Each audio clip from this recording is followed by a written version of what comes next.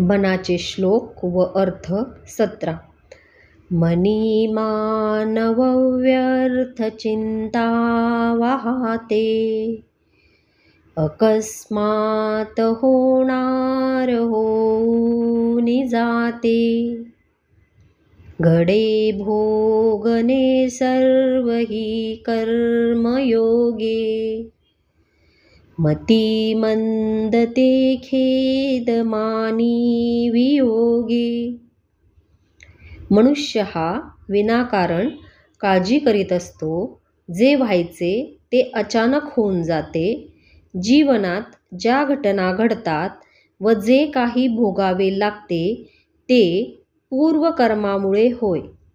अज्ञानी मनुष्य मात्र काही दुरावल्यास दुःख मानतो. जय जय रघुवीर समर्थ.